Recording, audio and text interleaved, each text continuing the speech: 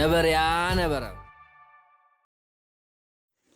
ነበርያ ነበረ ቀደም ዘመን ኣብ ሓደ ዓዲ ሓደ ንፉዕ ወዲ ነበር ነበረ። ኣቦኡ ከዓ ሓደ ጨካን ንጉስ ይነብር ነበረ።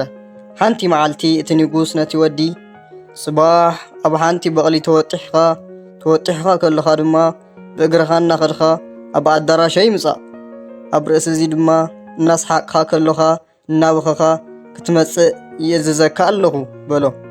ወዮ ምስኪናይ ወዲ እናጓሃየ ካብኡ ኸደ።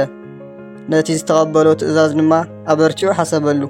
ከምቲ ዝተኣዘዞ እንተዘይገይሩ እቲ ንጉስ ከይቐትሎ ይፈርሕ ነበረ። ንጽባሒቱ እቲ ወዲ እንታይ ዝገበረ ይመስለኩም ህፃናት? ንሱ ሓደ ሓፂር በቐሊ ተወጢሑ ኣጋሩ ነቲ ምድሪ እናተንከየ ኣብ ዓይነቱ ድማ ምእታን ክነብዕ ሓደ ሽንጉርቲ ሒዙ እናስሓቐ ኣብቲ ኣዳራሽ ንጉስ መጸ። እዚ ወዲ ንፉዕ ኮይኑ ዶ ይረኣየኩም?